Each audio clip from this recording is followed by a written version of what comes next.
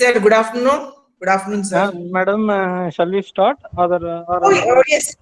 இல்ல சார், நான் ரெடி. நீங்க யாருக்கா வெயிட் பண்ணுமா? இன்னும் கொஞ்சம் பேர் ஜாயின் பண்ணிட்டு போய் பாருங்க. ஒரு 80 90. ஓகே, 5 minutes வெயிட் பண்ணலாம். thank you madam. Thank you. Sir live போயிட்டு இருக்கு. thank you sir. லைவ் போயிட்டு இருக்கு, நீங்க ஸ்டார்ட் பண்ணிடலாம் சார். அவங்கவுங்க வந்துக்குப்பாங்க. அப்படியா? ஆமா sir. Right sir, thanks.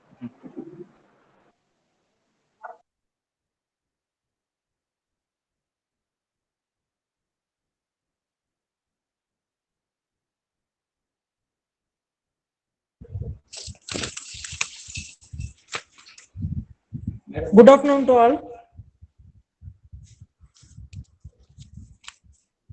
It gives me immense pleasure to extend a warm welcome on behalf of the Internal Quality Assurance Cell, G.Venkataswamy College, Kovilpatti. As per the Faculty Development Program on New Education Policy for Higher Educational Institutions. To start the program, I would like to invite Mr. R. Venkatesan, IQAC Coordinator of our college, to deliver welcome address. Good afternoon to all. I welcome you all to the webinar on new education policy in higher educational institutions. First, I like to welcome our Honorable Secretary, Dr. P. Magendran, who is guiding us to reach new heights in institutional developments. I welcome our college principal, Dr. N.R. Sandhi Maheshwari, who is dynamic and encouraging all of us in all our efforts. I welcome our college self-financing courses director, Dr. G.Venkataswamy, for his suggestions, support, and encouragement. I extend my hearty welcome to our resource person of the webinar, Dr. Lalita Ramaswamy, State Co-Convener, SSUN, Autonomy Wing, retired Associate Professor and Head of the Department of Nutrition and Dietetics, PhD College of Arts and Science, Coimbatore. Last but not least, I welcome IQAC members, all department heads, and teaching staff of our college for the webinar. Thank you for the opportunity given to me. Thank you. Thank you, sir. I now request our Honorable Secretary, Dr. P. Mahendran, sir, to deliver the presidential address. Yes. So, am I audible? Yes, sir. Audible, sir. Good afternoon, all. The most distinguished chief guest of this webinar, Madam Lalita Ramaswamy, a respected principal, a respected director, the dear IQAC coordinator, the controller of examinations, all the heads of the departments, and all the dear staff members. It's a pleasant good afternoon to all. I deem it honor to preside over this webinar, where my own colleague, Dr. Lalita Ramaswamy, is a resource person presenting on a vibrant topic, new education policy in higher educational institutions. Before getting into the topic, so I like to say a few words about our resource person. Madam Lalita Ramaswamy was very vibrant, and I have never seen her very dull. And such a vibrant, always smiling. In every front, her presence will be felt wherever she goes. Academically, she was very bright, and the student at the student level, very close to them, as a motherly affection, and the system procedure as such, she's right to the point wherever she goes, and she was the in charge of the ISO systems and the auditing aspects, and all the aspects like IQAC role, and I mean in autonomous preparations, and the DBT Star College programs also. And more than that, her presence is will be very positive in the curriculum development process. And apart from that, she was a very active member in core committee, where her the thoughts will be very positive, that will be given due importance. And if we remember the PG Arts, will definitely remember our resource person. Such a kind of imprint she has made in the PG College of Arts and Science. Still, even now, she is very active. And I know her that for more than 33 years in PG College of Arts and Science, and she was heading the department Nutrition Dietetics. And academically, it is her department introduced compulsory certificate courses, 2 certificate courses, centrally sponsored courses as a compulsory course for both UG and PG students, which made the students to not only to go for higher studies, but also get into a good job. This certificate courses was very much helpful. So academically also, and even for industrial training, the kind of a pain she took is something noteworthy, and the kind of the holistic education what she gave to their department students is something to be noted down. And apart from that, she was very active in the academic council. Ever since I know her, she will be writing all the resolutions. Such a lucid way she will write, and without any kind of a doubt, whatever the points which she has noted down, the academic council, in the standing committee, and the college committee, that will be simply taken as a record of resolutions. Such a kind of a knowledge, not only in English, but also in the subject, as well as in all the policy matters, her role will be there. And really very happy to have Madam on this platform. Of course, in an offline, of course, in the online, we have this webinar, and I think this webinar will be much vibrant and much useful. I know that this new educational policy, we have to tune ourselves to get accommodated to this, because the trend is much alarming, in the sense that we have to globally compete. The Indian students, of course, already we are equally good comparing with the foreigners, but a bit behind them in the skill level competency. And this new educational policy, of course, will drive us to gain much more confidence and become globally competent. And know that the artificial intelligence and machine learning is ruling the world right now. And we have to slowly get to that platform. And also we have to get skill-based training. Our educational system should include training wherein the micro level kind of skills and as a without any monetary benefit, she dedicates her time for this kind of programs. And it's wonderful to note all this. And thank you very much, Madam. I extend my warm welcome to you, and very nice to meet you on this platform. Thank you. Thank you. Thank you. Thank you. Thank you, Madam. Thank you for this opportunity. IQAC coordinator, over to the coordinator. Thank you. Wish you all the best. Thank you very much, sir. Next, I would like to call upon our most respected principal, Dr. N. Sandhi Maheswari ma'am, to deliver the felicitation address.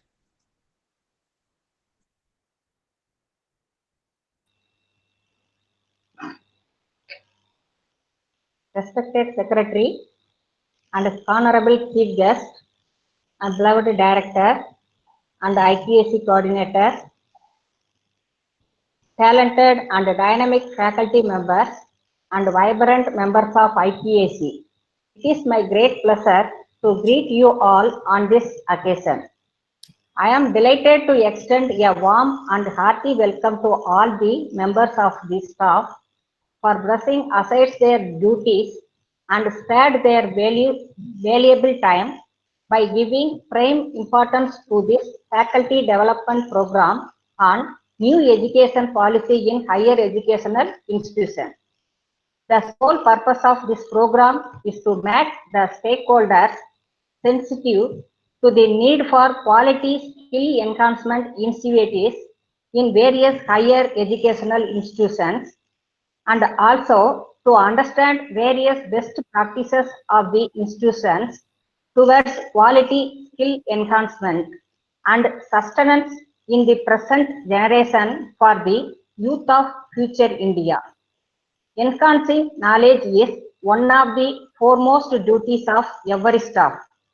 As a teaching faculty, it can be intensified by various ways like presenting papers in conferences and attending seminars, workshops, and faculty development programs. If C or K does so regularly, sustainable growth can be noticed in the faculty, resulting in the betterment of the college where he or she works. Dr. Lalita Ramasamy, a well-known expert, is here to share her knowledge with us. You can approach the experts with a positive mindset and gain maximum benefits in terms of knowledge enhancement. Surely, it will heighten your knowledge. I am sure this FDP will reap rich harvest and it would eventually be a success. Thank you. Thank you. Thank you, ma'am. Thank you. I now request our beloved director, Dr. G.Venkataswamy sir, to deliver felicitation address. The most honorable Secretary, Dr. S. Mahendran sir,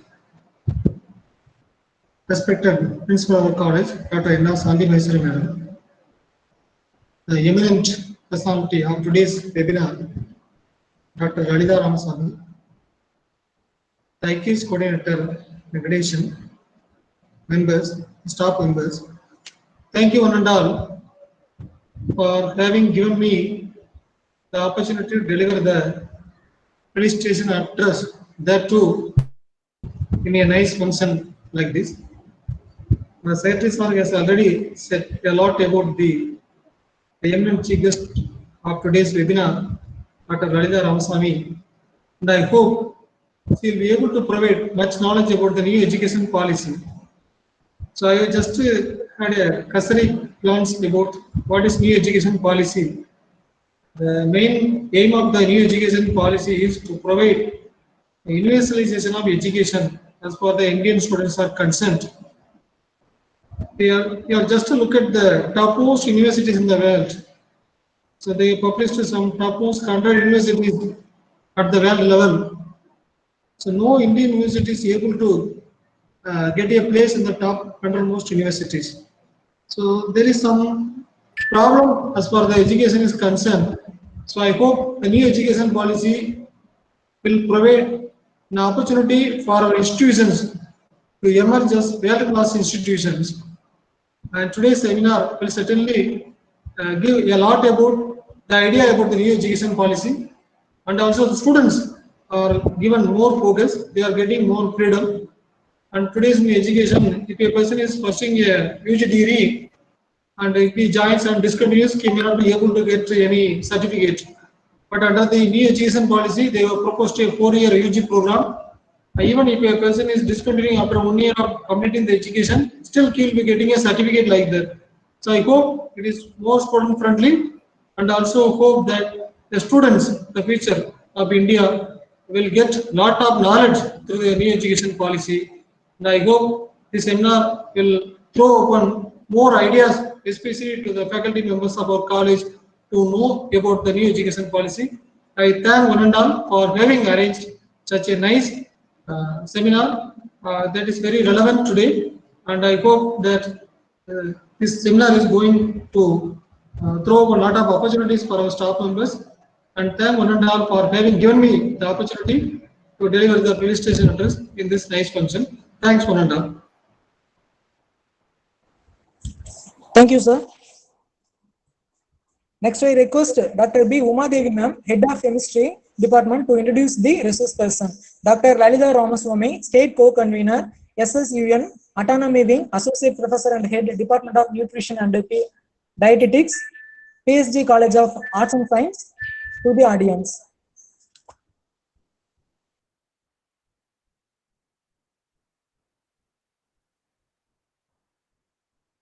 Yes, ma'am.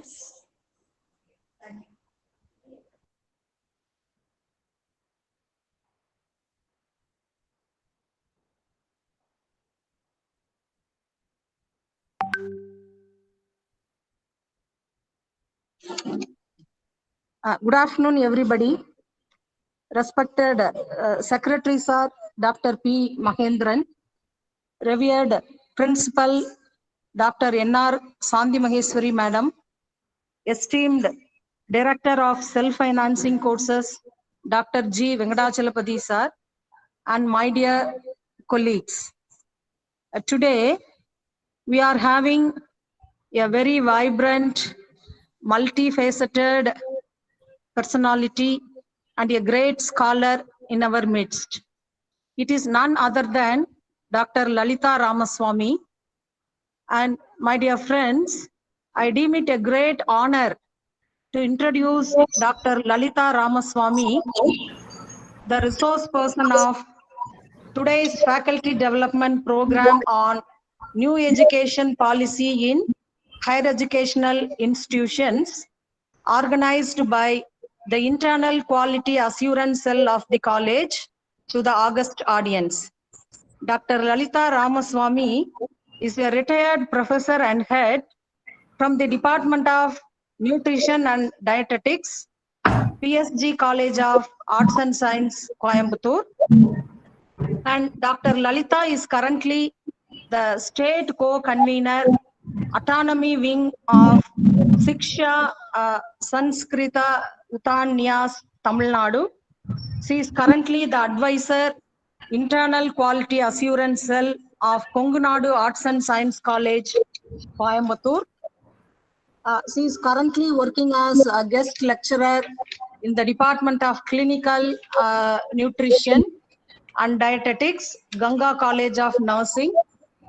And she holds a doctoral degree in Family Life Management from Mother Teresa University, Kodaikanal. She has published 48 research papers in reputed journals and presented 30 scientific papers in seminars and conferences. She has guided 16 PhD scholars, 6 MPhil scholars, and more than 200 PG students with their projects. And she has completed one UGC minor research project to the tune of rupees 1,80,000, and also a major research project to the tune of rupees 14.762 lakhs. She has collaborated with San Diego State University, United States. And Dr. Lalita has many awards and acclaims to her credit. She is the recipient of National Scholarship Scheme, Government of India, for securing first rank in Madurai Kamaraj University in 1978. She received Kamal Patra Award from Cosmo Junior Chamber, Coimbatore in 1997 for professional excellence. She is a recipient of Meritorious Alumnus Award from Fatima College in the year 2012. She received IDA President's Award for Best Paper on Sports Nutrition in the year 2003. and Dr. Lalita Ramaswamy is serving as a member in various professional organizations. As I have already mentioned, she is the co-convener of Siksha Sanskriti Uttanyas Tamil Nadu.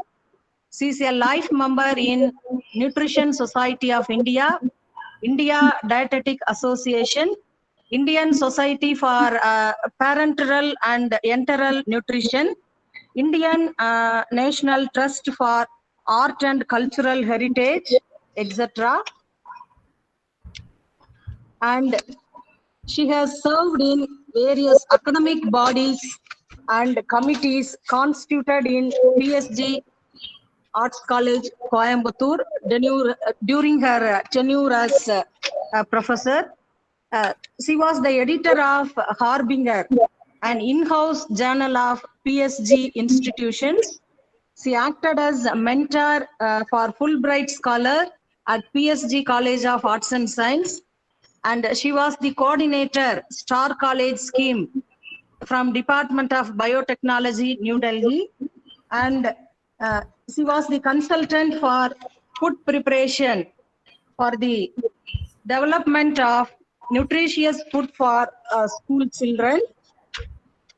And very interestingly, she is the coordinator of Society of Indian Classical Music and Culture among youth, and she has organized many music programs and served as a master of ceremonies for national and international events.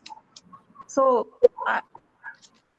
her biodata is very, very interesting, and I am very happy, my dear friends, to introduce such a versatile personality and great scholar to you.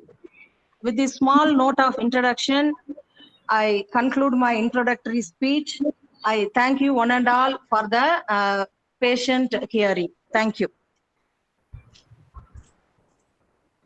Thank you, ma'am. Next, may I request our chief guest, Dr. Lalita Ramaswamy, ma'am, to deliver the keynote address.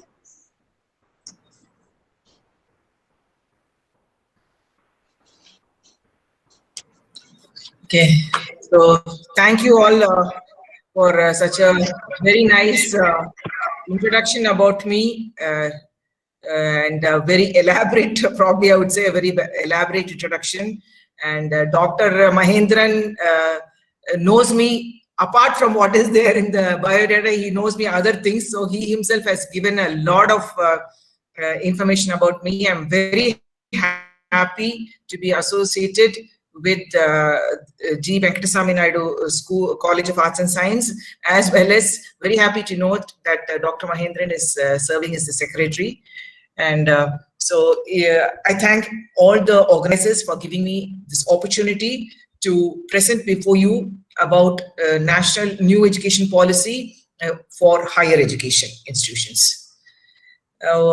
Respected Secretary of the College, Dr. Mahendran sir, Principal Dr. Shanti Maheshwari, Director of SF Courses Dr. G.Venkataswamy, IQAC Coordinator Shri R. Venkateshan, then IQAC Member Dr. B. Umadevi, IQAC Member Sri S. Shankar Ganesh, faculty members and guests.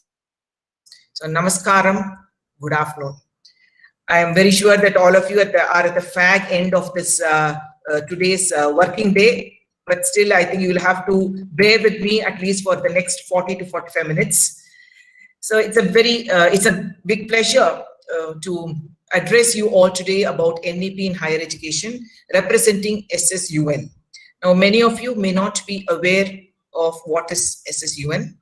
It stands for Siksha Sanskriti Uttanyas, which is working towards Indianization, basically towards Indianization of education, then teaching in mother tongue, then imparting value-based education to the children and the college students, apart from a whole lot of other things, including environment. So you name it, everything is put in together in this SSUN. So in SSUN, we are striving hard to bring in all these things towards to inculcate it in these younger generation. Now, after retiring from a service from PhD College of Arts and Science, this SSUN has actually given me a chance to be in the academic field and to give back something to the society in a more meaningful way.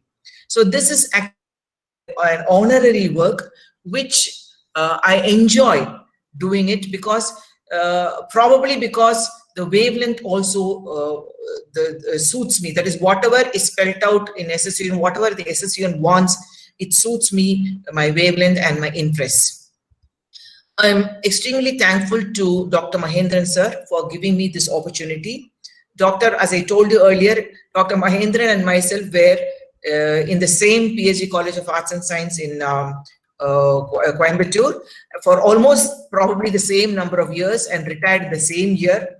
And I always refer to him as COE. Even in my phone, you know, I have saved it as Mahendran COE. So his dedication and sincerity are well known in our college, because he has his own way of getting things done in a very gentle but with a firm approach in dealing with all the examination aspects and all the academic matters. Of course, he is a psychology person, so definitely I know he can read the psychology of others who are approaching him, who are interacting with him. So probably that gives him an edge over the others. So I'm very grateful to Dr. Mahendran sir. I am thankful to Sri R. Venkatesan for coordinating today's webinar. He was the one who has been contacting me on a regular basis to make this webinar possible. I am also thankful to the principal in charge, Dr. Shanti Maheshwari, and the SF in charge, Dr. G.Venkataswamy, for felicitating, and also Dr. Uma Devi for introducing me.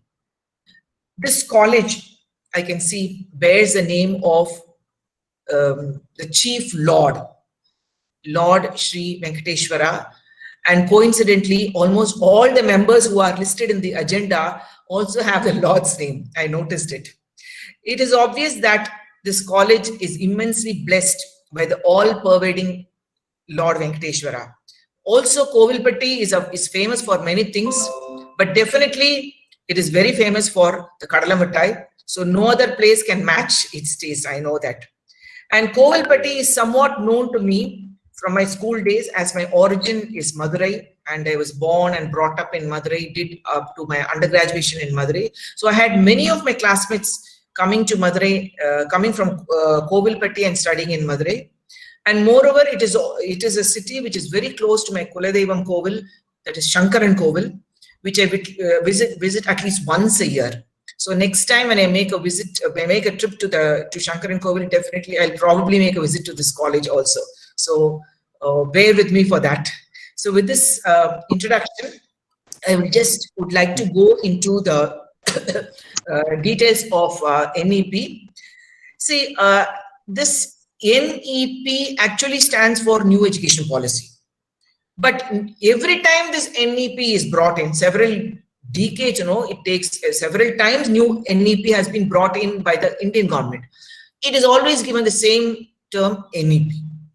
So when you totally see what this NEP is, you can say that it has got two sections. That is a pre-independence NEP and the post-independence NEP. So in the pre-independence era, the Britishers were the ones who actually brought in the formal education. Now, before that, you know that in our Indian system, it was always what is called as a Gurukul system. So those who are interested in studying used to go and enroll themselves in Gurukul and stay there for several years. And then when they come out, they would have achieved immense amount of knowledge. So that was the system. Then later on, because of so many foreign invasions, if you can trace all the history, because of the foreign invasion, you saw the Mughal invasion, which brought in the madrasa. Then you saw the British invasion, which brought in this present formal education. So even in the British era itself, the Nalanda University was started. Then we also had Danish invasion, we had French invasion, we had Portuguese invasion. Now, all of them, they also contributed their might as far as the Indian education system is concerned. And if you notice, of noteworthy in this is this Danish invasion, which started some schools in the 17th century. Then during Warren Hastings times, one of the formal first university that was started is the Benares Sanskrit College, which was started in Varanasi. Then after independence, if you see, two commissions were brought in, one for the school, one for the college education, higher education. And then over the years, there was free and compulsory education. See, I don't want to go into too many details because there is a lot to say about that. Then we had the Radhakrishnan Committee, which was the first one which brought in this concept of this body called as UGC. Then we had the A.M. Mudaliar function. Then we had the Kothari function. So all of them brought in lots of important things. Now, what we have at present is what is called as the 2020 New Education Policy, which was headed by Dr. Kasturi Rangayan. Now, this is actually, I can say, it's a boon to modern India to keep ourselves abreast with whatever is there in the globe. Now, you know that the whole world has become small. Even now, anybody can, anywhere in the world can listen to whatever is happening in some other remote part of the world. So the globe is become very, very small, and therefore we have got to compete with whatever is there in the whole world. So this is actually a step forward to prepare ourselves for this towards the world. Now, I have been saying this throughout wherever I talk. Now, see, there is always a lot of reservation about this new education policy. See, anything that comes new, we have a fear. And there is a very common saying that change is the only thing that is constant in life. So this is also a change. So we have to see what change it's going to bring, what change we have to be prepared with. And we also should understand the fact that we cannot be doing whatever we have been doing all these years. So how best we can give to the student community to make them good citizens of our country. See, we all know this, all of us have our own family, our own children, and we want the best to be given to our children. So when we want that to our own self, then we should also give the same thing to the other children. So we are actually we are bestowed with such a beautiful profession, or that is a teaching profession. So this is the best way that we can give to the society, and we will make immense contribution to the future citizens of our country. So let me start with the first slide, please. Next slide, please. Yeah. So these are the goals of higher education. See, whatever is there in the slide, I have culled it out from the new education policy, right? Now, this for higher education, probably about 15 to 20 pages are devoted. See, higher education, the new education policy and is there for both school and higher education. So this will occupy probably only about 15-20 pages. So from that, I have culled out only a few things which are more relevant for our autonomy institutions.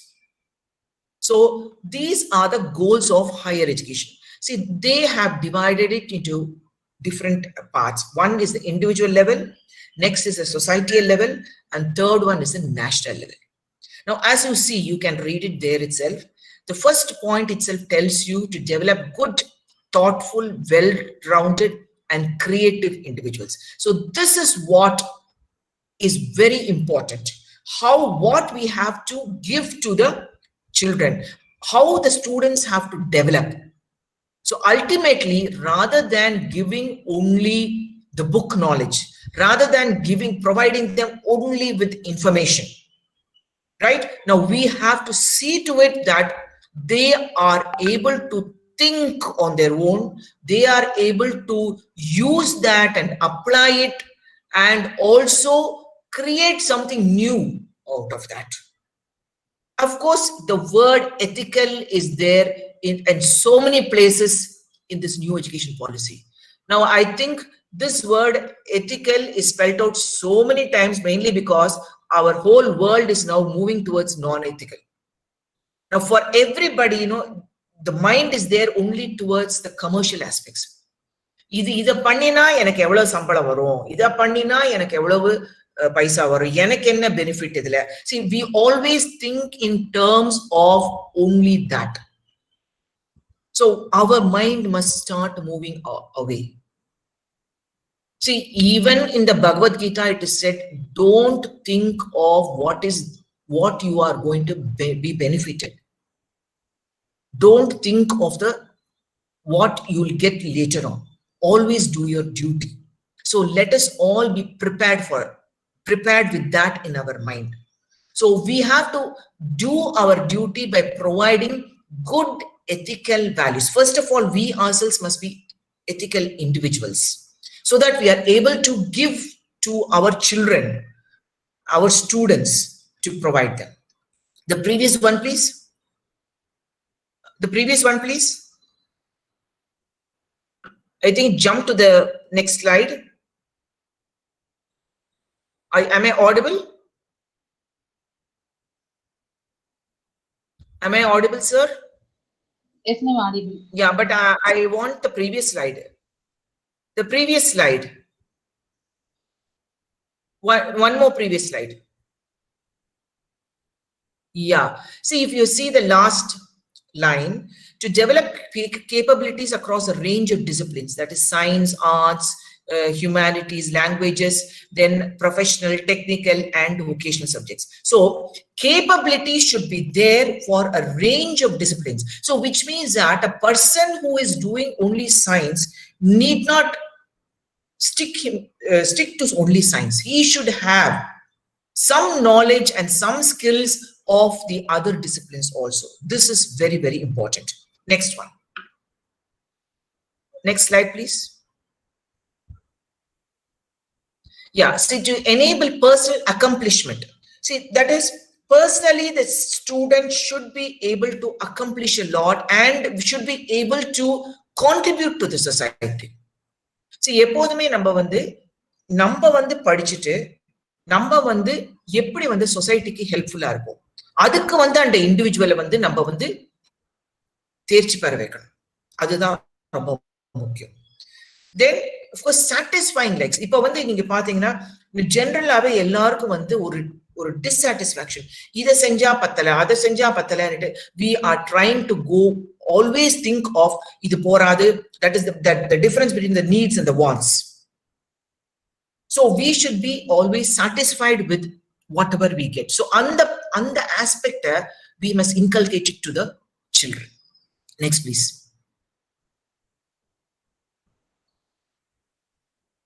Yeah, now this is the society level, as I already told you. So once the individual is enlightened, once the individual is given all these various qualities, automatically, he will become very conscious and he will be able to give to the society whatever values he has imbibed.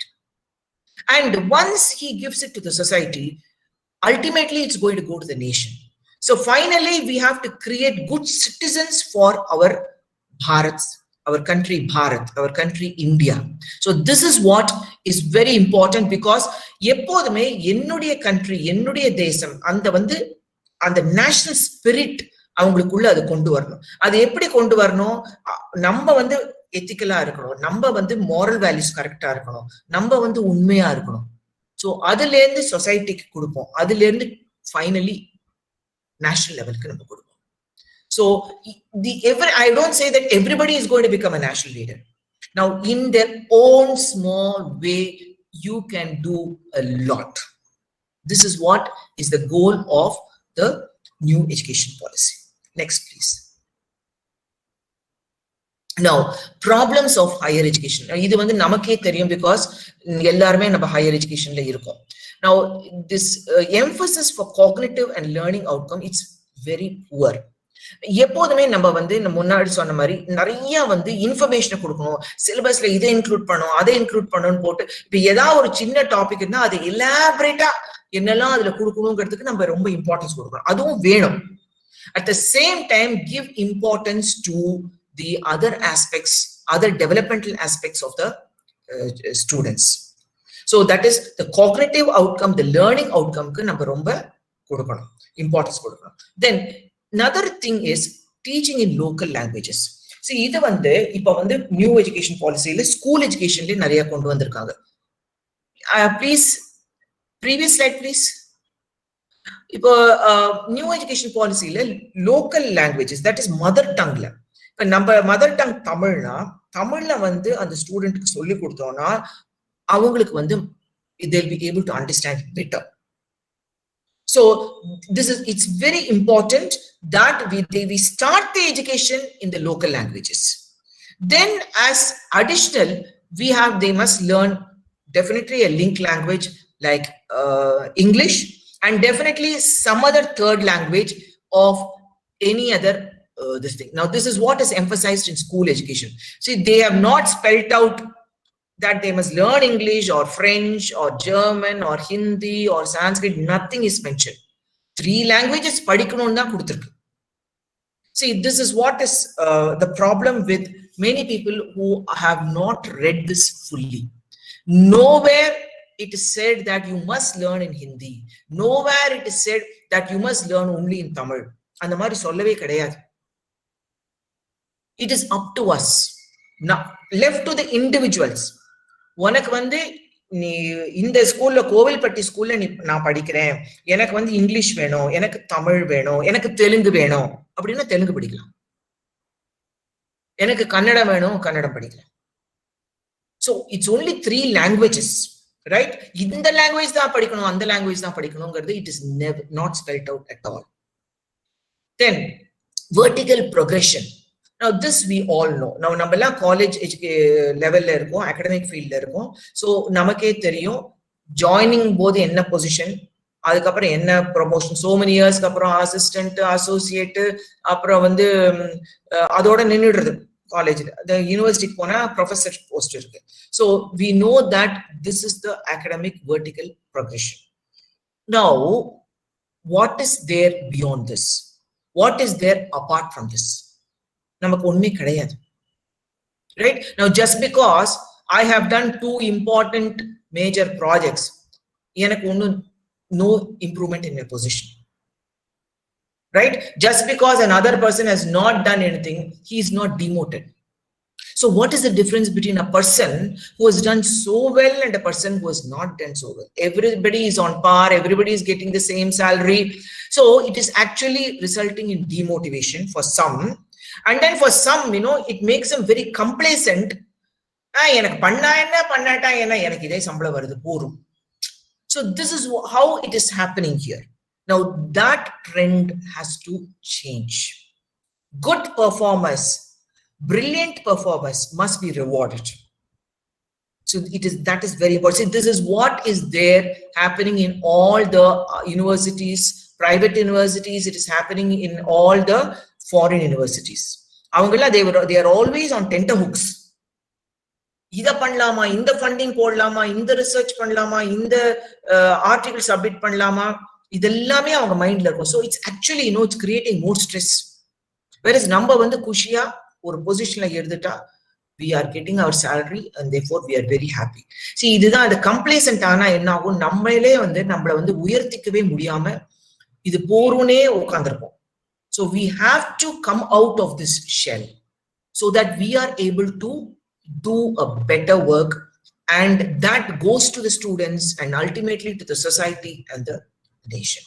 Then another thing is there is hardly any emphasis on research. If you notice, college education research emphasis is very poor. So we have to give more importance to research. Even if it's a UG course, it doesn't matter. Nobody is stopping the faculty members or the student community to do some research. Research na perisa in the lab veno and the lab veno appadi நம்ம மைண்ட்ல நினைச்சுக்க வேண்டாம். That is a mental block. Research means something very simple. ஒரு புதுசா வந்து ஒரு particular ப்ராடக்ட ஒரு commerce student ஒரு ப்ராடக்ட ஒரு சோப் பண்றானா ஆர் ஒரு கெமிஸ்ட்ரி ஸ்டூடெண்ட் ஒரு சோப் பண்றானா அவனோட கெமிக்கல் காம்பினேஷன் வச்சுட்டு அதுவே ஒரு research. I am not saying research means it has to be very big. Similarly, you can have research in maths, start a very small problem, find out the solution for that. You take physics, do some kind of a connection between this and that and come up with a new circuit. That is research. So something very small. நம்மளா குழந்தைங்களுக்கு வந்து எல்லாம் சொல்லி கொடுக்குறோம். That is குட்டி குட்டியா ஒரு paper எடுத்து இந்த கப்பை எடுத்து இந்த கப்ல இருந்து எப்படி சவுண்ட் வருது. So do it with different types of cups. Analyze that. That itself is research. So this is what is meant by research. I am not saying to exotic things and all. Of course, poor governance, leadership, then and low standard of education, as I've already mentioned. Next one, please. Now, this is overhauling and re-energizing the higher education system. How are we going to overhaul this? See, higher education systems, they are large multidisciplinary universities and colleges, one in every district. So, இது ஒரு டிஸ்ட்ரிக்ட்லயும் ஒரு higher education system ஆரம்பிக்கணும். அப்பதான் வந்து எல்லாருக்கும் வந்து higher education போய் சேரும். ஒரு ஊர்ல இருந்து இங்கே இருந்து அந்த ஊருக்கு வந்து தான் படிக்கணுங்கிற அவசியம் இல்லாம அவங்கவுங்க ஏரியாலே அந்த மாதிரி படிக்கிறதுக்காக opportunity. Then also studying in their own languages. So which means that more children will get enrolled in higher education. இப்பெல்லாம் வந்து நீங்க பாத்தீங்கன்னா இந்த ஃபர்ஸ்ட் இயர்ல வந்தோன்னா அந்த ஸ்டூடெண்ட்ஸ் எல்லாம் வந்து காலேஜ் எஜுகேஷன் ரொம்ப வந்து இங்கிலீஷ்ல இருக்குன்னா ரொம்ப கஷ்டப்படுறாங்க அவங்க. ஸோ ஜென்ரலி பாத்தீங்கன்னா they have their confidence level itself is very low. So இந்த லோக்கல் லாங்குவேஜஸ்ல நம்ம சொல்லி கொடுத்தோம்னா definitely they will be able to do a better. In fact அவங்க தமிழ்ல வந்து அதே ஆன்சர் எழுதினா பெட்டரா எழுத முடியாது. இங்கிலீஷ்ல எழுதினா அவங்களால வந்து முடிய மாட்டேங்குது. So therefore encourage local languages. Then higher education institutions should be made multidisciplinary universities and colleges with more than 3,000 students in each institution. Next, please.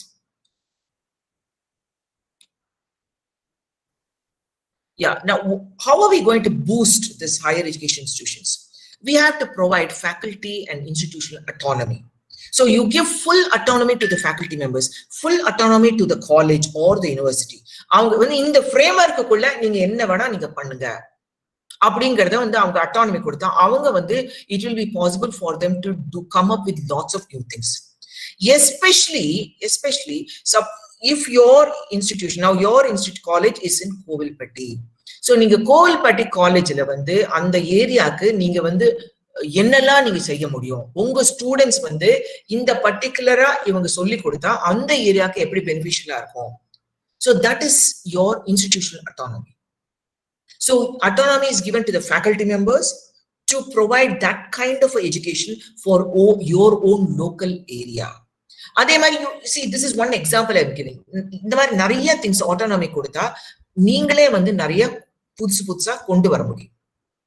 Then establishment of National Research Foundation. So this is another thing which the government itself is planning to do, and also scholarships from private individuals, philanthropic people for universities in order to encourage students to come to the institutions and study, and also to encourage open distance learning. Now இப்பவே வந்து mostly எல்லாமே distance learning தான் இருக்கு because everybody is doing online learning.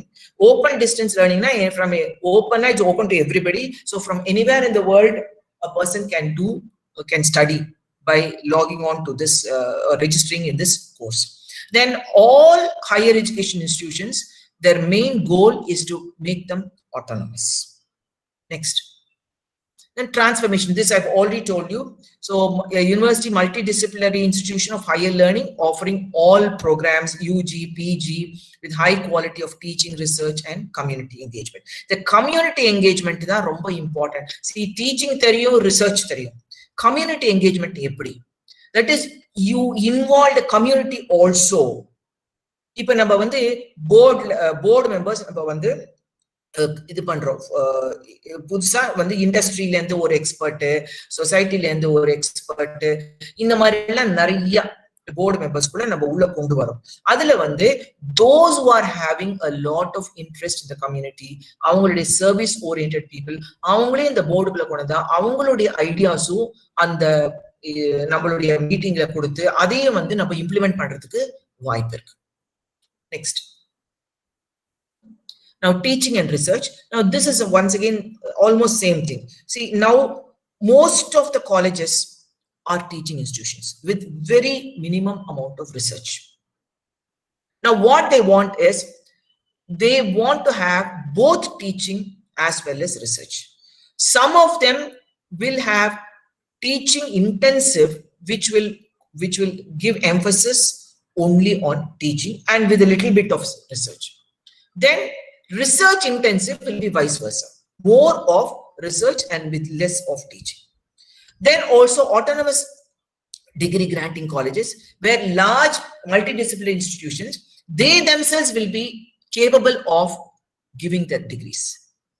Now, if you are autonomy for say 5 to 10 years, and if you are having so many number of students, say 3,000 students, then you will be best out with the credit of awarding universities under your own college name.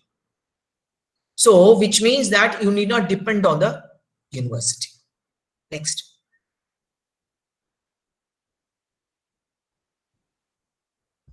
Yeah, now this is the timeline for autonomy. I don't want to go into too many aspects. Just on the third point, that is transforming existing affiliating universities to research university, which is type 1, or teaching universities type 2. So 2030 kulla ellame ipdi maaridum. அதுதான் timeline கொடுத்திருக்காங்க அந்த new education பாலிசில. And then granting autonomy to all colleges and permitting to award degree, that is the type 3. Then converting some of the select autonomous colleges either into type 1 or type 2. So இதெல்லாம் தான் வந்து அந்த new education பாலிசில that இந்த இயர்க்குள்ள இது, இந்த இயர்க்குள்ள இது அப்படின்னு வந்து it is given there. Next. Now this is also same aspect. Now affiliated colleges na slowly they want to phase out. ஒரு 15 இயர்ஸ்க்குள்ள affiliated colleges எல்லாம் phase out பண்ணிடலாம் அப்படிங்கிற மாதிரி சொல்லியிருக்காங்க. And then willing colleges they can merge with the universities as constituent colleges. So which means they will become fully part of the university. இதெல்லாம் வந்து overnight எல்லாம் மாறணும்னு நம்ம நினைக்கவே வேண்டாம். இன்னைக்கே நீங்க வந்து இந்த வருஷமே நீங்க போய் இதெல்லாம் ஆக போறதுன்னு நினைக்க வேண்டாம். There is plenty of time. So அந்த டயத்துக்குள்ள மெதுவா ஒண்ணுன்னா நம்ம வந்து it is possible for all these things to be brought in. Next. Now UG PG structure has already ivar sonna mari either 3-year course or 4-year course. So 3+2 or 4+1 or 5-year integrated course. இந்த மாதிரி பண்ணிக்கலாம். So first yearல ஒரு person ஒரு student join பண்ணானா அவன் வந்து அந்த 2 semester attend பண்ணிட்டு அவன் ஒரு சர்டிபிகேட் வாங்கிட்டு போயிடலாம். செகண்ட் இயர்ல அவன் 4 செமஸ்டர் முடிச்சோன்னே he will get diploma. Third இயர்ல 6 செமஸ்டர் முடிச்சோன்னே he will get a degree. Then fourth yearல when he does good research, then he will get an extra degree to extra credit to his degree. So இந்த மாதிரி பண்ணும்போது you will find that this 4-year degree course enables him to come out with in a more mature way. And another thing is that next slide la potiruken nenikiren. Another thing is that a person who comes out of after the first year, Kovilpatti காலேஜ்ல 1 இயருக்கு அப்புறம் அவன் முடிச்சிட்டு வெளியில வந்தா அவன் வந்து second year வந்து அவன் வந்து திருநெல்வேலியில போய் வேற ஏதாவது காலேஜ்ல போய் இன்னொரு 1 இயர் படிக்கலாம். Next slide please. So he will get a diploma. Third இயர்ல போய் வேற காலேஜ்ல போய் படிக்கலாம். He will get a degree. So what we should understand is that that person is not confined to one campus. it is all the geographical locations have now. So I'm the alumnus of Venkataswamy Naidu College அப்படினு அவன் சொல்ல முடியாது. He can be an alumnus of Venkataswamy Naidu College, he can be an alumnus of I say Holy Cross College, or he can be an alumnus of Saurashtra College in Madurai. So இந்த மாதிரி 3 வருஷம் 3 இடத்துல அவன் படிச்சிடலாம். But ஆனா அவன் 3 வருஷம் முடிச்சதுக்கு அப்புறம் அவனுக்கு ஒரு சர்டிபிகேட்டோ டிகிரியோ டிப்ளமாவோ டிகிரியோ 3 கிடைச்சிடும் அவனுக்கு. Right? Now I will come to that later. Now maybe next slide you can go. Okay, now I'll come to that later. Previous slide please. Now this you find that previous slide. See, research engagement irukku. That is, as I told you, research ku konja importance kudukanum abingiradhu new education policy la irukku. Now higher education institutions can become incubation centers for research and innovation. So what is this incubation? Everybody ask me, incubation na enna appadinu. Incubation na those who have studied microbiology will know what it is. Incubation means what? Ipa namakku corona time la irukom. Idhula enna agudhu?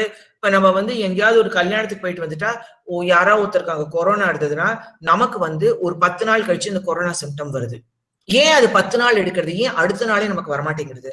Because அவங்கிட்டேந்து வந்த நம்ம virus நம்ம பாடிக்குள்ள incubate ஆகி நம்மளுடைய பாடிக்குள்ள அது multiply ஆகி அதுக்கப்புறம் தான் அது சிம்டம்ஸ் ப்ரொடியூஸ் பண்ணுது. லிட்டரலா பார்த்தா அதுதான் incubation. That is, our body is now giving us is having the conducive environment for those microorganisms to multiply. Now the same thing related to incubation center for colleges. You are giving a very conducive environment in your own college for one particular student to start his business. Now business na நான் ரொம்ப ஆவும்னா சொல்லல. அவன் 20 வயசு தான் இருக்கு, அவன் என்ன பெரிய பிசினஸ் பண்ண முடியும்னு நம்ம கேட்கலாம். சோ பிசினஸ்க்கு வேணுங்கிறதெல்லாம் அவன் காமர்ஸ்ல அவன் படிச்சாச்சு.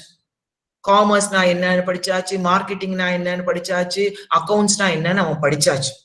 நவ் அவனுக்கு அதை அப்ளை பண்ணணும். சோ அவன் பிசினஸ் ஆரம்பிக்கலாம்னு நினைக்கிறான்னா என்ன பண்றான்? ஒரு like for example you take, அவன் ஏதோ புதுசா ஒரு mask, let us say now the present trend is mask. He is now stitching some masks. யாரோ ஒருத்தர் மாஸ்க் ப்ரொடியூஸ் பண்றாங்க, he wants to sell it. So what you do, you provide a small platform, you provide a small area in your college, and then ask him to use that area for selling the mask. Now அவன் என்ன பண்ணுவான்? அவன் first day 100 mask கொண்டு வருவான், அதுல price tag, he will learn how to put the price tag, and he will learn how to give a name for that mask, and the product ku or name kudupa. He will learn how to display it, he will learn how to get customers, he will learn how to manage the money, and then he will learn how to calculate the profit and the loss, and he will also learn how he can increase his business. So you are providing him a platform. Allow him to do for about a month or 3 months, and then allow him to learn. Then with that knowledge, with that experience, he will be able to go into the society and do a very good business. So you are actually providing him with some facilities. This is what is meant by incubation center. So you provide that. Because now this Prime Minister is also talking a lot about Atmanirbhar Bharat, that is self-reliant country. So நீ உனக்கு வேணுங்கிறத நீயே produce பண்ணிக்கோ. That's all. See, I went to one local college in Coimbatore, and then same presentation I did there, and Atmanirbhar Bharat nu sonnone they said already நாங்க பண்ணிட்டு இருக்கோம் madam அப்படினா. என்ன பண்ணிட்டு இருக்காங்கன்னு கேட்டா ஒண்ணும் இல்ல, chemistry department they have come up with one formula for hand wash, hand sanitizer, right? So with the help of the chemistry students, they are producing hand sanitizer. So college la poora and the hand sanitizer da. See, they need not spend money. for buying this. So they are using their own hand sanitizers. So this is nothing but, you are providing opportunity for the children, for the students to produce it and to market it. So these are the kinds of innovative things that we have got to think about. Then public universities also, they want it to come on par with IITs and IIMs, because we always know that IITs and IIM la படிச்சிட்டு வந்து அவன் வந்து பெரிய படிப்பு படிச்சிருக்கான் அப்படினு. அதே மாதிரி நம்ம யுனிவர்சிட்டியும் கொண்டு வரணும். அதுதான் முக்கியம். And of course, multiple education research institutions, as I already told you, they want it to be set up. Next. Now, novel modifications. Now, this novel modifications are என்னெல்லாம் புதுமையா நம்ம கொண்டு வர முடியும். நாவல்னாலே புதுமை கொண்டு வர முடியும். That is, you revamp your curriculum, you have good pedagogical methods. See, pedagogy ன்னு சொல்ல வரும்போது நான் எல்லா இடத்துலயும் என்ன சொல்றேன்னா, that is, the college teachersக்கு pedagogy பத்தி ரொம்ப ட்ரைனிங்கே கிடையாது. ஸ்கூல் B.Ed educationல pedagogyங்கிறது ஒரு பேப்பரே இருக்கு. So நம்மளும் வந்து இந்த டீச்சிங் டெக்னிக்ஸ் எல்லாம் நம்ம படிச்சுக்கணும். We should always not rely only on lecture. Nowadays, we have PowerPoint, but still it is lecture. Using the PowerPoint, they are giving the lectures. அந்த காலத்துல என்ன பண்ணுவோம், நம்ம போர்ட்ல எழுதி போடுவோம். இப்போ அதே இது வந்து ஆல்ரெடி ப்ரிப்பேர் பண்ணி கொண்டு அதை வந்து they are simply projecting it and then talking. So once again, it is lecture. So come out of this lecture method. Think of something new. See, like for example, if it is English literature, ask one person ஒரு chapter எடுத்து படிச்சுட்டு அதுல இருக்கிறத வந்து gist என்னன்னு சொல்லு. அவ்வளவுதான். நீ இன்னைக்கு போய் வீட்டுல போய் இதை படிச்சுட்டு வந்து நாளைக்கு வந்து give the gist of this chapter. Or ask them, give them a book. Ask them to read the book of maybe 100 pages. இந்த புக் எல்லாரையும் கிளாஸ்ல வந்து புக் எல்லாரும் ஒரே புக்கை கொடுத்து படிச்சுட்டு வாங்க. We will do a review. See, that is something new. Students will be really interested. And like, for example, if it is fashion design, ask them to do some kind of new fashion. Now, ipa mask irukku. Mask le ipa ella நம்ம பாக்குறோம், நம்ம என்னென்னலாம் புதுமையாலாம் mask வந்திருக்கு. Ask them to design. Ask them to design maybe nowadays this PPE. இங்க ஏதோ திருப்பூர்ல தான் ஏதோ ஒரு கம்பெனி PPE பண்ணுது, அவ்வளவு நல்லா மார்க்கெட் பண்றாங்களா. So they are actually using some institute for designing that. So these are all some of the things which we have to think. Then of course, newer kind of assessments, newer kind of support systems. Assessment la epa paari exam எழுதி திருத்துறது. அது இல்லாம இப்ப nowadays we have internal, external. And the internal, external 25, 75, 50, 50 depending upon the institutions, they are changing that. Now, apart from that, 10 mark வந்து assignment கொடுக்கிறது, seminar கொடுக்கிறது, இதெல்லாம் ரொம்ப காமனா இருக்கு. Think out of the box. What else can you do? Ask them to bring some specimens. Ask them to, botany na, ask them to go and bring some exotic leaves. உங்க ஏரியால என்ன வந்து புதுசா இருக்கு. ஜுவாலஜினா உங்க ஏரியால just count the number of the frog species. Countனா போய் லிட்டரலா count இல்ல. They have to do some statistical methods to do that counting. So like that we have to think. Nowadays you've got artificial intelligence. So let us not think எல்லாமே லிட்டரலா வந்து 1 2 3 போட்டு தான் count பண்ணனும்னே கிடையாது. You have statistical techniques, sampling techniques, you have artificial intelligence. Make the students use all those techniques to come up with newer pedagogical methods. நம்ம முதல்ல அதை புரிஞ்சுக்கணும். As teachers, first நம்ம படிச்சுக்கணும். படிச்சாதான் நம்ம ஸ்டூடெண்ட்ஸ்க்கு இது பண்ண முடியும். Now next is liberal arts. Now this is a newer term they want to give to all the arts and science colleges, which encompasses all these subjects which are mentioned there. Another thing is what is called as to integrate everything, that is humanities, arts, science, engineering, maths, all into one, that is called as a STEM. That is in the sense that the engineering padicha, it doesn't mean that he need not study humanities. So humanities padicha, he must know a little bit of engineering also. So with a little bit of everything they must learn. This is very, very important. Next one. Now, in the previous point, enna solla varena, liberal arts nu sollumbodhu, it doesn't mean that you are diluting your own major subject. So, ஒரு chemistry படிக்கிறவன் வந்து கொஞ்சம் வந்து English literature படிச்சா, Tamil literature படிச்சா, sociology படிச்சா, it doesn't mean that you are diluting chemistry. So we have to see to it that a specific number of hours is provided for chemistry. So totala வந்து ஒரு வாரத்துல 30 hourல அந்த person should learn so many hours of chemistry, so many hours of sociology, so many hours of psychology அப்படின்னு நம்ம spell out பண்ணணும்.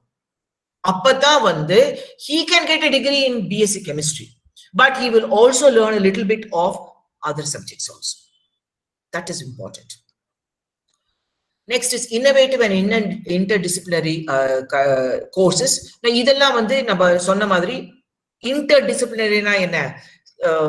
Sociology related to physics, physics related to psychology. இந்த மாதிரி, this is what is meant. Novel-னா புதுமையா என்ன நீ கொண்டு வர முடியும்? This is what they want, right? Similarly, maths, how you are going to relate it to music. It is possible. What is music? Music is nothing but notations. Sarigama Padanisala, yetta permutations and combinations you can do. So how can you integrate maths in music? How can you integrate music in maths? So we have to think out of the box. Next, please. Now, these are the modules in higher education institutions. That is CBCS. Now, I'm sure all of you are having CBCS, choice-based credit system. Now, this choice-based credit system should be specifically given to the students and not for the staff members. I'm really sorry to say that CBCS ங்கிற வார்த்தை இருக்கே வழிய, ஆனா அது வந்து ஸ்டூடெண்ட்ஸுக்கு we are not providing it in the fullest level. நம்மளுக்கு என்ன choice இருக்கோ நம்ம சாய்ஸ் தான் ஸ்டூடெண்ட்ஸ்க்கு மேல கொடுக்குறோம். ஸோ ஸ்டூடெண்ட்ஸ்க்கு சாய்ஸே கிடையாது. ஒரு ஒரு ஒரு செமஸ்டர்ல ஒரு இத்தனை சப்ஜெக்ட்ஸ் இருந்ததுன்னா 10 ஸ்டூடெண்ட்க்கு ஒரு சப்ஜெக்ட் வேணும், இன்னொரு 10 ஸ்டூடெண்ட்க்கு வேற சப்ஜெக்ட் வேணும்னா அது கொடுத்துதான் ஆகும். We have to provide that. Only then it is literally அந்த வேர்டுக்கு மீனிங், கரெக்டான meaning. So you must have this kind of CBCS given to the students.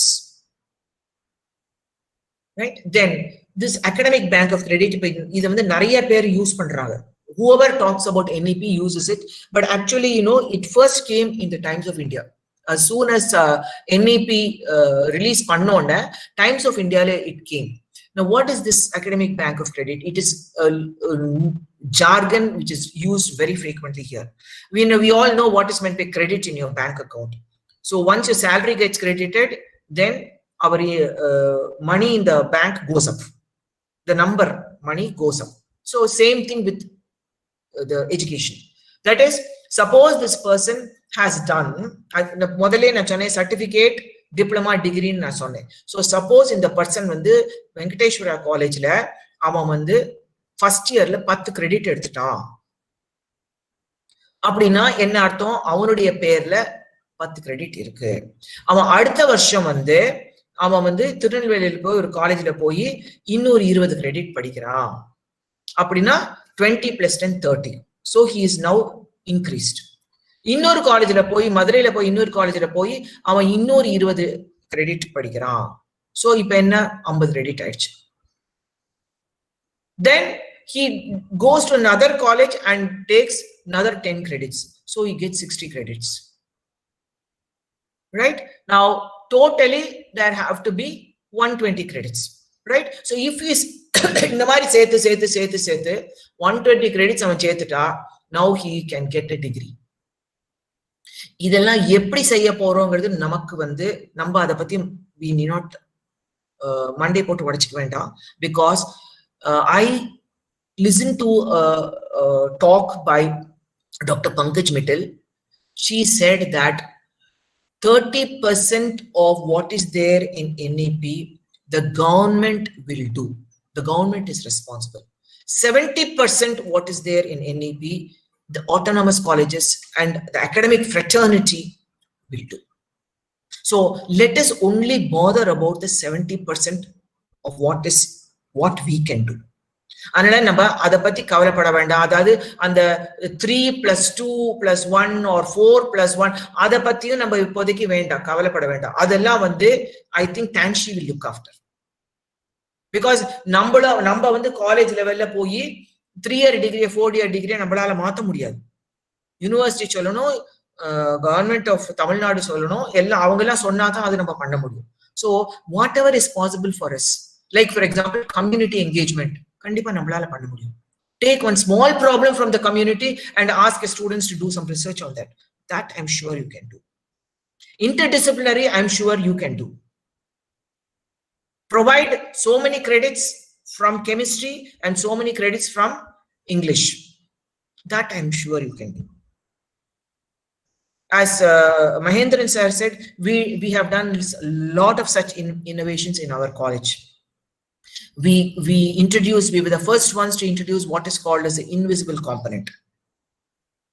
And we made our students, all of them, to take at least one invisible component in a semester, in one particular semester, and gave them that extra credits. So it equipped the students in a better manner and made them more suitable for the society. So invisible component was offered by a few departments and the students had to take up that course. Then we had what is called as the extra departmental course. இதெல்லாம் இங்க இப்பதான் NEP-ல வந்திருக்கு. Already பண்ணிட்டு இருக்கோம். Extra department கோர்ஸ்னா இவன் ஒரு English student ஒரு science subject எடுக்கிற மாதிரி ஆல்ரெடி நாங்க பண்ணிட்டு இருந்தோம். இதெல்லாம் நம்மளாலே பண்ண முடியுமே. So let us try and do whatever we can do. Next. Next, please. Anyway, in this slide itself, the notion of physical campus geographical location, அது போச்சு, அதான் நான் முதல்ல சொல்லிட்டேன். So நான் இந்த காலேஜோட alumnus மட்டும் சொல்றதுக்கு அவசியம் இல்லை. He can be an alumnus of so many different colleges. Is that all? Is there a problem with the PowerPoint?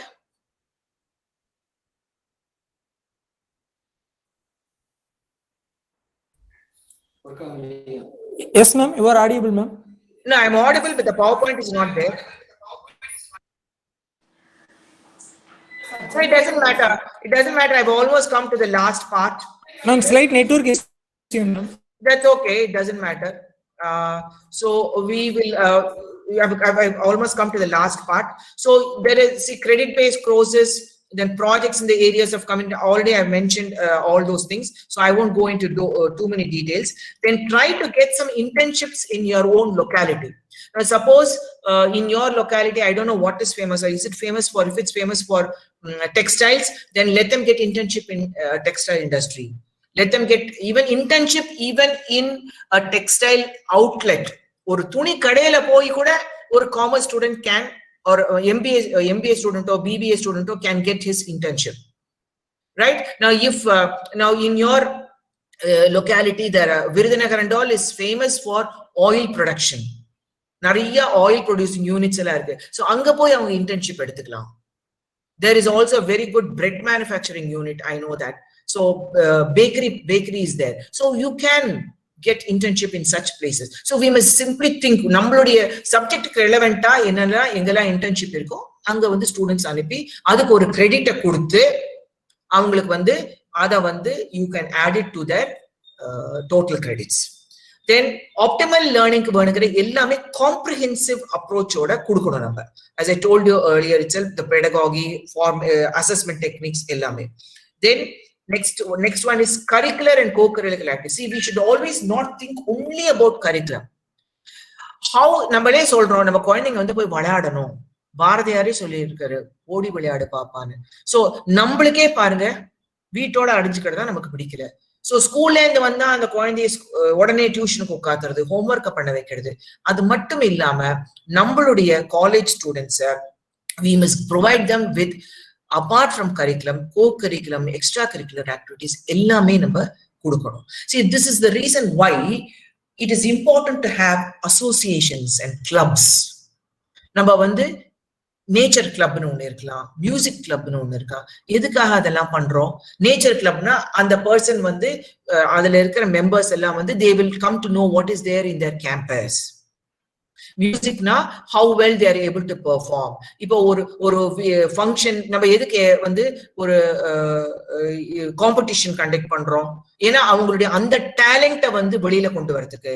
Drawing competition, rangoli competition, all those extracurricular activities, co-curricular activities, everything is very important because it will help them to have social interaction. It will help them to have a more amount of leadership, develop leadership qualities. இப்போ ஒரு கிளப்னா ஒரு கிளப்ல ஒரு meeting conduct பண்ணோம்னாக்க அந்த மீட்டிங்ல வந்து starting from agenda, எப்படி agenda எழுதுறது, எப்படி வெல்கம் அட்ரஸ் பண்றது, எப்படி வந்து ஒரு கெஸ்ட் நம்ம வரவேற்கிறது. He learns all these etiquettes. So we should not think that this is waste of time. Similarly, if a person is playing college level represent பண்றான், இல்லைன்னா யூனிவர்சிட்டி லெவலில், யூ மஸ்ட் என்கரேஜ் தட். அவன் யூனிவர்சிட்டியில விளையாடிட்டே இருக்கான், அவன் கிளாஸுக்கே attend பண்ணல, அதுதான் நம்ம மைண்ட்ல இருக்கு. See, for him the focus is only sports. So let him give importance to sports. Probably he'll do a little bit of this academics. It doesn't matter. Only we have to see இதெல்லாம் நம்ம மைண்ட்ல இருந்து நம்ம இந்த பிளாக்கை நம்ம remove பண்ணணும். And another thing is நம்ம கண்ட்ரியில மட்டும்தான் ஸ்போர்ட்ஸுக்கு டிகிரிக்கு இவ்வளவு இம்பார்ட்டன்ஸ் கொடுக்கணும். என்னதான் இருந்தாலும் அவனுக்கு ஒரு டிகிரி வேணும்னு நம்ம சொல்றோம். Whereas you take all the big tennis players, football players, everybody all over the world, அவங்க எல்லாம் ஜஸ்ட் பேசிக் ஸ்கூல் எஜுகேஷனோட தான் இருப்பாங்க. They will be whereas they are shining in sports. So let us remove that. If he is interested in sports, so let him be. Next. This open distance learning, as I've already told you, எங்கேந்து வேணா யார் வேணா படிக்கலாம். Then what are the teaching requisites? Now this we must have integrity, faculty integrity. அப்படின்னா என்ன? நம்ம வந்து நமக்குன்னு கொடுக்கிற ஒரு வேலையை நல்லபடியா செஞ்சு கொடுக்கணும், சின்சியரா செஞ்சு கொடுக்கணும். கிளாஸுக்கு வந்து நம்ம வந்து ஆன் டைம் போய் அந்த கிளாஸ் முடிஞ்சு அந்த அவர் முடிஞ்சு அந்த டயத்துக்கு தான் நம்ம வெளியில வரணும். கிளாஸ் வந்து 10 மணினா 10:05 போகக்கூடாது. So if we ourselves are like that, then how can we expect the students to be punctual? அவனுக்கு எப்படி நம்ம அட்டெண்டன்ஸ் எடுப்போம்? இப்ப என்னுடைய கிளாஸுக்கு யாராவது 5 நிமிஷம் லேட்டா வந்தா நோ அட்டெண்டன்ஸ். வேணா நீ வந்து உட்காருப்பா, ஆனா உனக்கு அட்டெண்டன்ஸ் கிடையாதுன்றவேன். ஒரு தடவை கொடுப்பேன், அடுத்த தடவைல இருந்து வரலன்னா அவ்வளவுதான். சோ பாருங்க, அடுத்த தடவை இருந்து அவன் ஒழுங்கா வருவான். ஏன் ஒழுங்கா வரானா? ஏன்னா நான் அவனை வரத்துக்கு முன்னாடி நான் உள்ள போயிருவேன். So he knows how I will be in the class. So from next time onwards, he will never fault. So this is very important. Then we must all allow ourselves to take up that extra research. Of course, இப்பெல்லாம் நீங்க பாருங்க, funded research is very important. இப்ப NAC வந்ததுக்கு அப்புறம், NIRF வந்ததுக்கு அப்புறம், every college and every university is promoting all this research. So how many funded research are you having? How many research papers you are having? So please have that research bend in your mind. That fire in the belly அப்படின்னு இருக்கணும். That is, இதை செய்யலாமா, அதை செய்யலாமா, இது பண்ணினா நல்லா இருக்குமா, இதை பண்ணினா எப்படி இருக்கும் அப்படிங்கிற அந்த ஆர்வம் வந்து நம்ம கிட்ட இருக்கணும். அப்படி இருந்தாதான் வந்து we able to do something for research. இல்லைன்னா 9 to 5 ஜாப் மாதிரி காலேஜுக்கு வந்து கரெக்டா வந்து டயத்துக்கு வந்துட்டு கிளாஸ் எடுத்துட்டு கிளாஸ் முடிஞ்சோன்னு வீட்டுக்கு போறது. இந்த மைண்ட்லயே நம்ம இருந்தோம்னா நம்மளால டெவலப்பே பண்ண முடியாது. Of course, all of us are getting salary, whether we do this research or not. That is not the matter. But if you do extra research, we ourselves will transform.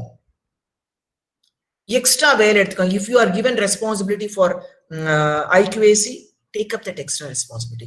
If you are given some extra responsibility of looking after extracurricular activities, please take it up. It will give us நம்மளை வந்து நம்மளே நல்லா develop பண்ணிக்க முடியும். So this will also help us to give something more to our own students. So finally, for the development of a robust Bharat, we have to build capacities in order to promote the wellness of the students.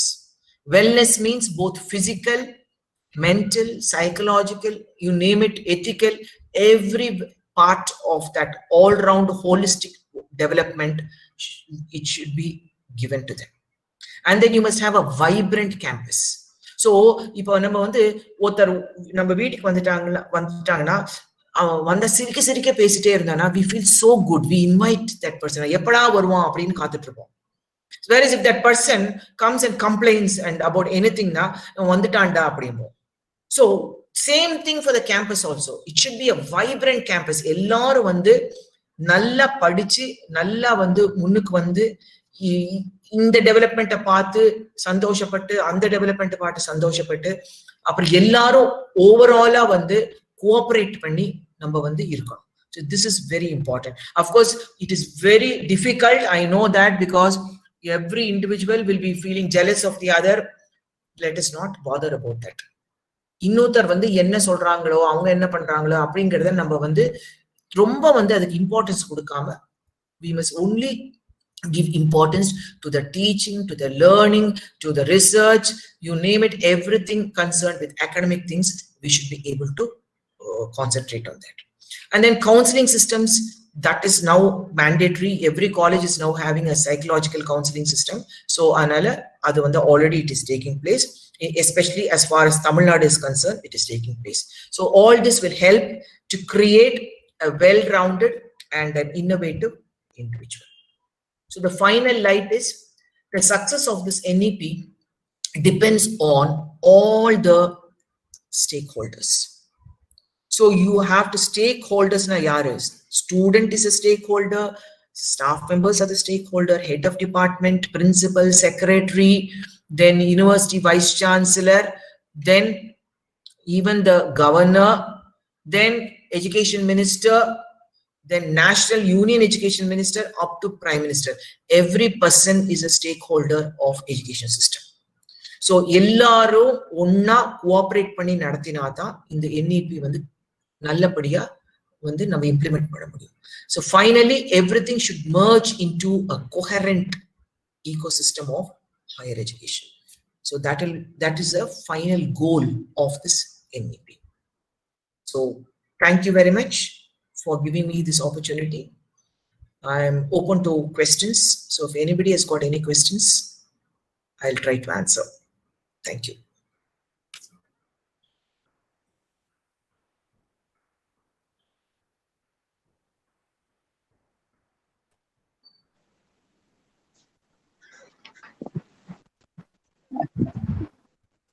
Good evening, ma'am. Yes. I am Venkatesh. I am This Dr. system Uma Devi. will address the problems of slow learners. என்னப்பா நான் பேசுறப்ப அவரும் பேசுறாங்க. Yes, Madam? slow learners. I am Venkateshan, IQAC Yes, coordinator. The new education policy will address the problems of slow learners because That already Yeah. A student enters after 18 years of age to the college. The dropout rate will decrease, I think, because he is already attaining 18 years while entering the college. If the student already is a slow learner, he may not get interest to take degree or anything. Madam, do you hear me? Yes, see, I understand this. That is why, see, this, because you brought in the problem of slow learner, see, this academic bank of credit, one of the slides I said, right? So he can, if he wants, he can stop with certificate. Suppose he's got about 10 credits, then he will get the certificate. He can stop with that, right? Because he may not be able to complete the degree. And at that number of credits, you need not say that you have to complete it within 1 year. You take your own time. Let the student take his own time in completing it.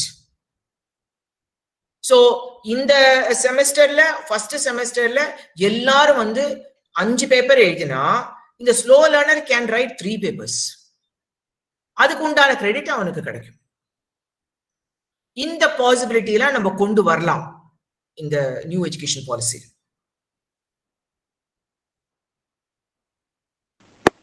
Thank you, madam. Yes. Thank you very much. Okay. Thank you very much, ma'am. Dear faculty members, if you have any queries, please ask our resource person. Good evening, ma'am. Yes. I am Dr. Uma Devi from Chemistry Department. Okay. I have 2 questions, ma'am. Okay. One is, you have mentioned in one of your slides that NEP will open doors to foreign universities. So Yes. when foreign universities establish their campus here, what will be the cost of education? Will it be affordable to common man? See, that we have to see, because foreign university will definitely charge fees in their currency, right? So definitely we have to convert it and pay. But you should understand that it is the option of the student, the option of the parent to go and study in that foreign university. See, if they are willing to pay, they can go and study. But we also must think that when that university comes to our country, we need not spend so much on accommodation, food, and also the travel. Right? So we save on that. Same way, Indian universities can set up campuses abroad. Right? Like, for example, Manonmaniam Sundaranath University can set up a campus in any other foreign university. So we, the faculty members here, are able to go and teach students in some other country. That opportunity is also given. Okay, ma'am. Yes. So it's vice versa. And all these foreign universities coming here, definitely there will be one limit. The government will definitely set a limit of the amount of fees. That is not spelled out in NEP right now. Okay, ma'am. Then it will be nice. Yes. My another question is, ma'am, there is a fear among certain section of the people that the new education policy will pave way for the demolished Kulakalvi Thittam. Is it true, ma'am? Pave What the way is your for comment, demolished Kulakalvi Thittam வந்து இனிமே வரது ரொம்ப கஷ்டம். சரியா? குலக்கல்வினா என்ன சொல்றீங்க? இந்த மாதிரி கார்பென்ட்ரி பண்றவன் கார்பென்ட்ரி படிப்பானா மாட்டானா? It will demolish the குலக்கல்விங்கிறீங்களா? Demolisha. See, குலக்கல்விங்கிறது என்ன? ஒரு கார்பென்ட்ரி பண்றவன் வந்து கார்பென்ட்ரி படிக்கிறது, அதான் குல தொழில். கரெக்டா? இப்போ அத வந்து இப்ப ஆல்ரெடி அது இல்லையே. ரைட் நவ் இட் செல்ஃப் அந்த கைண்ட் ஆஃப் கல்வி திட்டமே இப்ப இல்லையே. எல்லாருமே எல்லாத்தையும் தானே படிக்கிறோம். அண்ட் தென் இது குலக்கல்வி திரும்பி வரும்னு வேணா ஐயம் இருக்கலாம். See, அது வந்து நான் என்ன சொல்றேன், இப்போ இந்த ஸ்கில் பேஸ்ட் எஜுகேஷனுக்காக தான் இதெல்லாம் வந்திருக்கு. இந்த டவுட்டே வருது. See, what is skill? கை தொழில நம்ம கத்துக்கிறோம். இப்போ ஒரு இன்ஜினியரிங் படிச்ச நம்ம குழந்தைங்க எல்லாம் இன்ஜினியரிங் தான் படிச்சிருக்காங்க. ஆனா அந்த இன்ஜினியரிங் படிச்சவன் போய் வீட்டுல ஒரு பிளக் வந்து ரிப்பேர் ஆனா அவனுக்கு ரிப்பேர் பண்ண தெரியாது. ஒரு பிளம்பிங் டிஃபெக்ட் இருந்ததுன்னா அந்த பையனுக்கு பண்ண தெரியல. See, why can't you provide that small course on plumbing and electrical this thing in your own campus? This is what's called skill-based development. வேற ஒண்ணுமே இல்லை. இப்போ நம்ம எல்லாம் வந்து நம்ம குழந்தைங்களை வந்து எஸ்பெஷலி பாய் சில்ட்ரனை we never teach them cooking. அது வந்து உன்னுடைய வேலையே இல்லைன்னே வளர்க்குறோம் நம்ம. Provide them some knowledge on cooking. Why can't they also cook? Whereas இப்ப நானே சொல்றேனே நியூட்ரிஷன் வந்து I'm a nutrition person. என்னுடைய டிபார்ட்மெண்ட்டுக்கு வந்து 90% கேர்ள்ஸ் தான் இருப்பாங்க. Actually it was started with boys. பாத்தீங்கன்னா இப்ப 5 பாய்ஸ் 50 கிளாஸ்ல வந்து 5 பாய் இருந்தா பெருசா இருக்கு. ஏன்னா அப்படியே வளர்த்துறோம். அந்த அங்க போனா சமையல் பண்ணணும்டா அப்படிம்பாங்க. ஏன் சமையல் boys கத்துக்கூடாதா? First of all, nutrition is not cooking. Nutrition is nutrition. We are studying the science of nutrition, studying the science of foods. So இந்த மாதிரி mental block ஓட தான் எல்லாரும் இருக்கும். So if you learn cooking, it is skill development. If you learn to sew a button to your shirt, it is skill development. That's all. So it's got nothing to do with bulletary. Next, please. Any other questions? I hope you. Am I clear, madam? Am I clear, madam? Madam. Yes. Yes, ma'am. Thank you, ma'am. Okay. Ma'am, I have one query, ma'am. Yes. Actually, நீங்க சொல்றப்ப வந்து எல்லாமே வந்து ஸ்டூடெண்ட்ஸோட point of வியூல சொன்னீங்க. இப்போ ஸ்டாஃப்க்கு வந்து வேலை வாய்ப்பு எப்படின்னு இருக்கும் அதனால தான். ஏன்னா ஃபர்ஸ்ட் இயர்ல முடிச்சுட்டு அவங்க வந்து டிப்ளமோ முடிச்சுட்டு அப்படியே வெளியே போயிடலாம் அப்படிங்கிற மாதிரி சொன்னாங்க. சப்போஸ் வந்து இப்போ பாய்ஸ் எல்லாம் பாத்தீங்கன்னா இப்போ நார்மல் ஆர்ட்ஸ் அண்ட் சயின்ஸ் வந்து கம்பேர் பண்றப்போ அவங்க ஃபுல்லாவே வந்து அவங்க வந்து இப்போ பாலிடெக்னிக் இந்த மாதிரி படிக்கிறதா வந்து ரொம்ப விரும்புறாங்க பாய்ஸ் எல்லாம் பாத்தீங்க அப்படின்னா. அப்போ ஆர்ட்ஸ்க்கு வர பாய்ஸோட லெவலே வந்து ரொம்ப கம்மியாயிருச்சு. இதுல 1 இயர் முடிச்சுட்டு அவங்க வெளியே போகலாம், 2 இயர்ஸ் முடிச்சுட்டு டிப்ளமோ முடிச்சுட்டு போகலாம், அந்த மாதிரி எல்லாம் வாய்ப்பு இருந்தது அப்படின்னா ஃபேக்கல்டிஸோட வேலை வாய்ப்பு ரொம்ப குறையுங்களா? அது குறையும் சொல்றதை விட you will get some more students of some other way of to learn it. இப்போ நீங்க ஒரு சர்டிபிகேட்டை முடிச்சுட்டு ஒரு பையன் போயிட்டானா வேற ஒருத்தன் வந்து வேற யாராவது அவன் வருவான் இல்ல வேற காலேஜ்ல இருந்து அந்த மாதிரி இங்க மைக்ரேட் பண்ணுவான் இல்லையா? you must think like that. First இயர்ல வந்து ஒரு 40 ஸ்டூடெண்ட்ஸ் சேர்ந்திருக்காங்க, அதுல 10 பேரு சர்டிபிகேட்டோட வெளியில போறாங்க, செகண்ட் இயர் வந்துடுறாங்க. சோ செகண்ட் இயர்ல 30 தான் இருக்காங்கன்னா வேற காலேஜ்ல இருந்து ஒரு 10 பேரு செகண்ட் இயர்ல வந்து ஜாயின் பண்றதுக்கு வாய்ப்பு இருக்கு இல்லையா? You should think like that, right? So இது வந்து என்னன்னா வேலை வாய்ப்பு போய்டும்னு நினைக்கிறத விட இந்த ஸ்டூடெண்ட்ஸை நீ அட்ராக்ட் பண்றதுக்கு நம்ம என்னெல்லாம் செய்யணும்? How are we going to structure our curriculum to attract students? That lies on the faculty members. Okay, ma'am. Good, ma'am.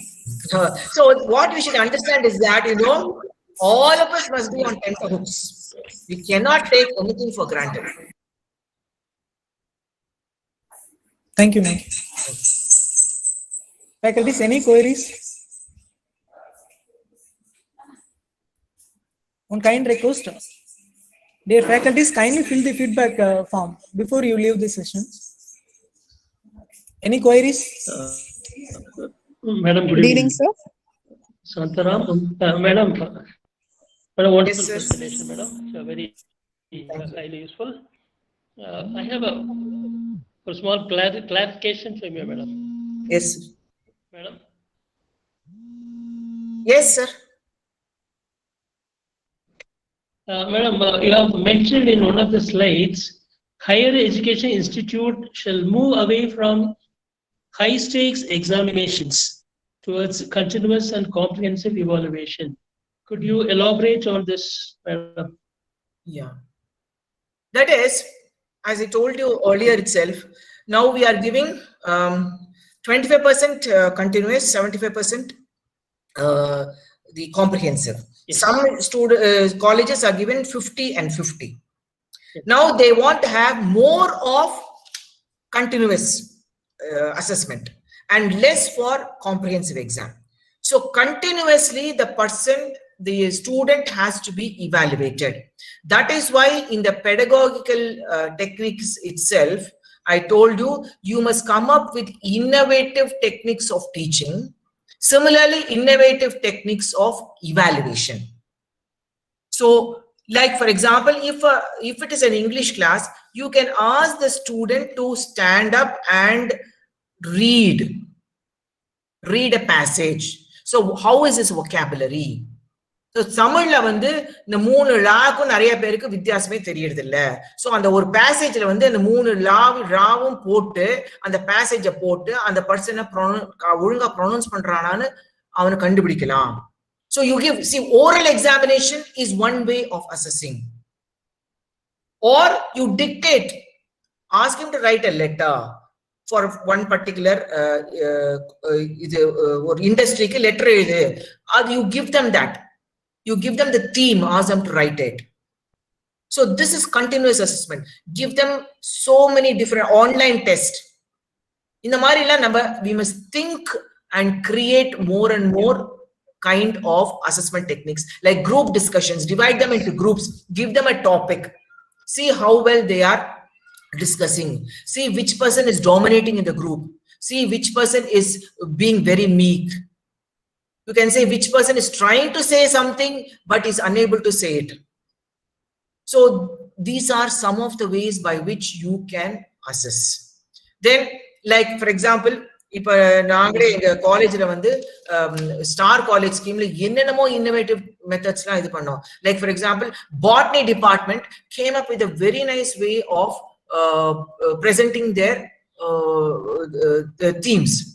That is, they gave a competition of drawing rangoli, then making jewelry from waste. So what is this? See, botany means from waste leaves. So how this person is going to bring that? So naane vande, when I was doing home science in Fatima College Madurai, engalella enna பண்ணுவாங்க, every week வந்து நீ போய் வந்து you stitch up this embroidery and bring it to Maga. In fact, mine was the first college with set with semester system. So அங்க போய் பண்ணிட்டு வருவோம், அதுக்கு எங்களுக்கு மார்க் கொடுப்பாங்க.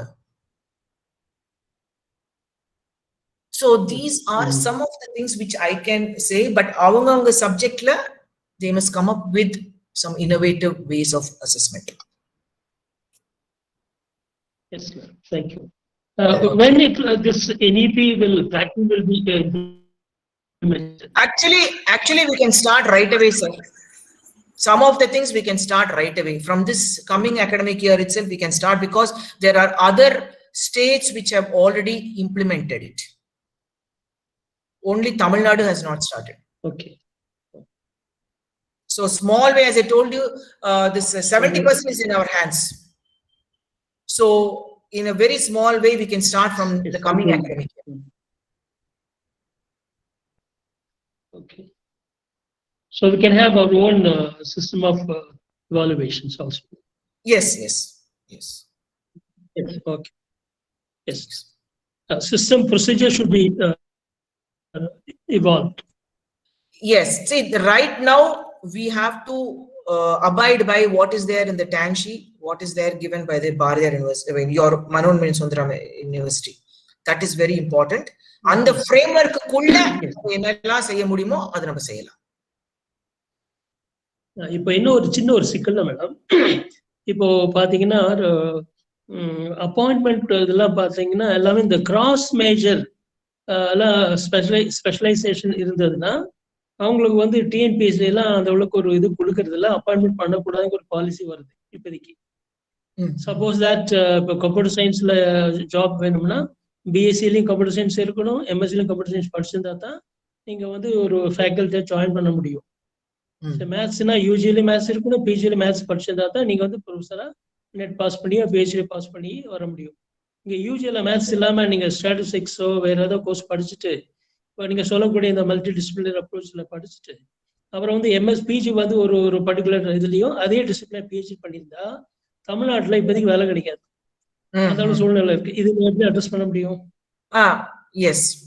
No, these are all the, actually sir, நிறைய வந்து இன்னொரு set of slides நான் வச்சிருக்கேன் about all the drawbacks of NEP and suggestions for improvement எல்லாமே வச்சிருக்கேன். Now today there was enough time only for this, but நீங்க சொல்ற இந்த பாயிண்ட்ஸ் எல்லாம் இருக்கு அதுல. சோ இத வந்து நம்ம அட்ரஸ் பண்ணணும். நம்ம இத கொண்டு போய் எடுத்து சொல்லி higher authorities எடுத்து சொல்லி we have to address these problems. So right now இப்ப நம்ம வந்து like for example whatever is possible within this framework அது வந்து நம்ம வந்து கொஞ்சம் கொஞ்சமா we can start bringing it. Yes. Yes, definitely. Definitely. Yes, sir. Thank you. Okay. Thank you. Yes, namaskar. Santaram? Muralidharan sir. Muralidharan sir, if you have any query. You can ask others. Yes. Muralidharan sir, you raised your hand. You have any query?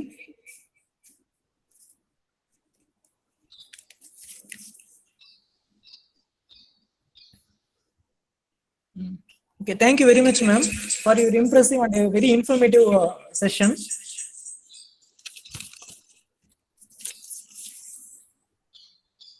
Faculties, if you have any query.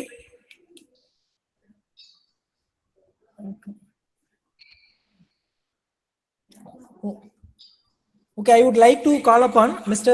S. Sankar Ganesh, Assistant Professor, to present the vote of thanks. Thank you, Santaram. Good evening to everyone. Most Honorable Secretary Sir, respected Principal Ma'am, beloved Director Sir, esteemed Chief Guest and colleagues. It is my honor to propose vote of thanks on this great occasion. I express my gratitude to God Almighty for His providential care and guidance to us. I feel grateful to thanks our Honorable Secretary, Sir, whose blessings and encouragement is witnessed in every activities. Thank you, sir. I wish to express my sincere thanks to Principal Ma'am for giving us an opportunity to organize this event. Thank you, ma'am. It is my privilege to thank. Thank you, sir. It is my privilege to thank our director, sir, for his unstated support redressed to us. Thank you, sir. Now I must express my deep gratitude to our chief guest, Dr. Lalita Ramaswamy, for giving an excellent coverage on new education policy in higher educational institution. Thank you, ma'am. Thank you for your excellent speech. Next, I would like to thank Dr. B. Umadevi, ma'am, member of IQAC, for introducing and chief guest to organize the chief guest to the audience. Thank you, ma'am. Then I would like to thank Mr. Venkatesan, coordinator of IQAC, for organizing the great event. Thank you, sir. Now, the most important, special and hearty thanks to my dear colleagues for their cooperation